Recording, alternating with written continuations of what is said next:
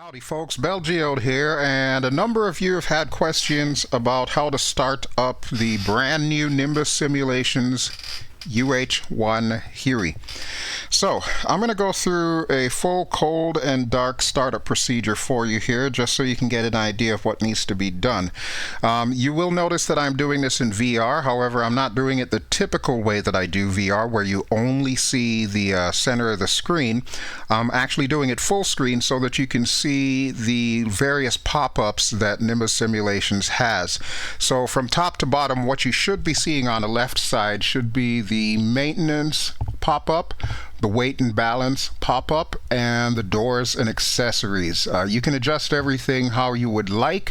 For the purposes of this little demonstration here, I want to point out that for the maintenance pop-up at the top, I have it set so that everything is like new condition. So there are no faults whatsoever with the Huey, so we shouldn't run into a problem. All right. Before we actually start up, I do need to make you aware of a keybind that you're going to need, especially if you're using a HOTAS setup.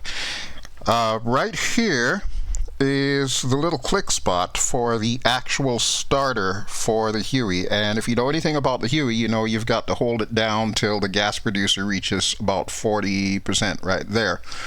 So there may be a problem with this currently that Nimbus is looking into, just to, make sure that everything's fine. It's your typical new product, so you can expect there might be a couple of bugs that snuck through the whole beta process. One thing that I will tell you, however, it is easier to set up a keybind for the Huey start. So I'm going to show you how to do that really quick by going into the Windows and then into the settings menu. All right. It's easier if you set it up as a keyboard command, but you can also set it up as a joystick command. You'll notice that I've got my Cytec X52 there, and I've got a specific profile that I created for the Huey that has special buttons that do things differently from the other helicopters and aircraft that I have. We won't go into any of that because none of that's relevant to this video. However, if we go over to keyboard, you're going to see all the list of possible commands that are available. Under where it says Nimbus, you will notice that you're going to have something that says UH-1. The reason mine always says Huey as well is because I was also beta testing it, and that's kind of left over. However, we don't need to worry about that. Yours is going to say UH-1.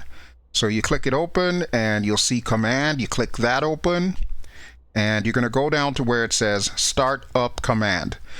By default, Control 1 is the default explain command to start engine number 1. In this particular case, since I'm running a specific profile for the Huey, I've changed that. So I've rebound control number 1 to the startup command.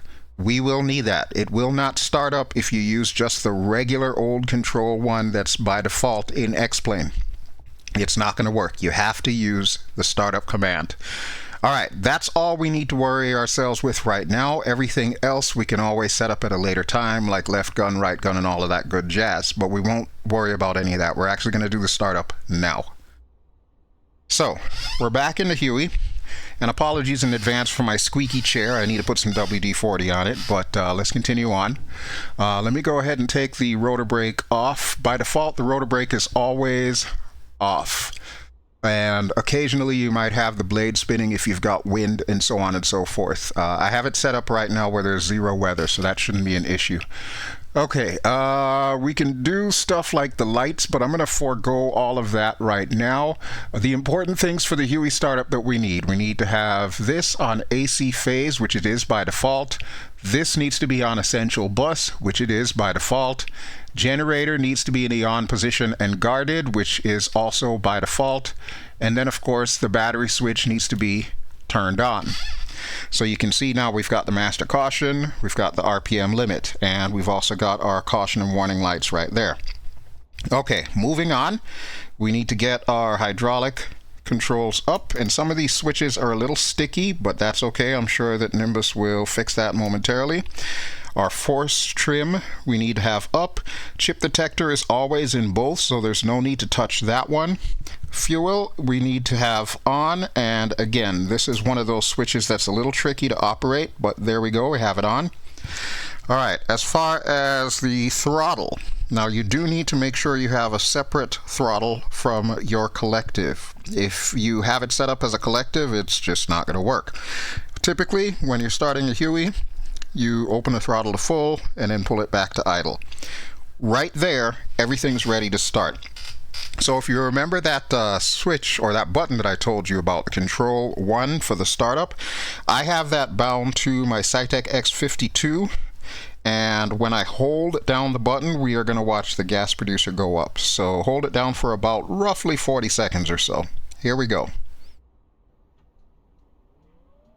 You'll notice it's drawing battery power, the light's dimmed, and you can start to see the gas producer come up.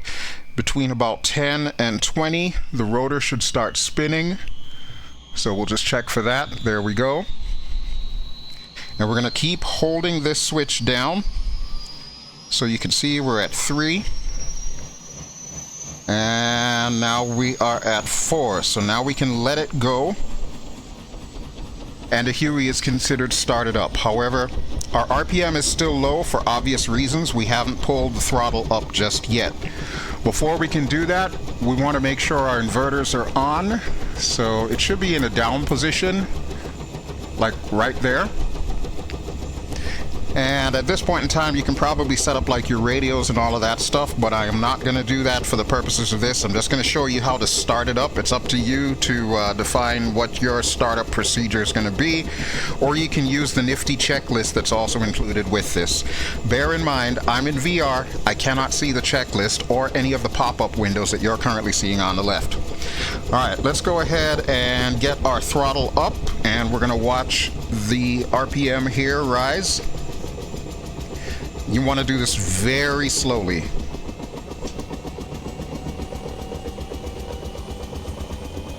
So there we go, it's coming up.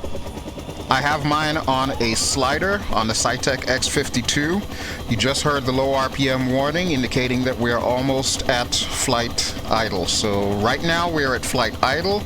The needles are where they should be. Gas producer is where it should be. You can see the EGT is in the green, so we're pretty good. A word of note, please make sure that your EGT does not go into the red at any point in time, otherwise you will burn up this engine, and it looks pretty spectacular with the flames shooting out of the back. But basically, that is it. The only other thing we need to do is put our generator from start gen to standby gen. And of course, we would probably have our lights on, our position lights, our anti-collision lights, and of course our landing lights, which are right here. But other than that, this helicopter is pretty much ready to fly. So let me just take her for a quick spin, and then we'll call this video done. Typical Huey fashion, you want to make sure you got a little bit of left pedal and a little bit of back pressure on the cyclic. And we're just going to go to the other side of this island here and then park her. But it really is that easy to start, folks. It really is. The key thing is to make sure you've got the proper startup command for this thing. That is exactly why Nimbus gave us that command, because for whatever reason it will not work with the default X-Plane command. You do not want to use that to try and start this bird. But as you can see, once you have everything set up the way that it should be, you should not run into any problems whatsoever with this bird. She should perform flawlessly for you.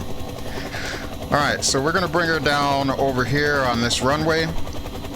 And then that should do it for this quick little startup video. If you have any additional questions, please feel free to ask in the comments, or you can ask on Facebook. I am part of the Helicopter Flight Simulation group, which is created by Sergio from helisimmer.com. Feel free to go ahead and join that group. I am also found at the VR AVIATORS group on Facebook, so you can feel free to join that group as well, and I'll be happy to answer your questions there. Or if you don't feel like joining any Facebook groups, you can also follow me on Facebook under BelGeode 2015. That is my official BelGeode page for Facebook. And I'll be more than happy to answer any questions that you have.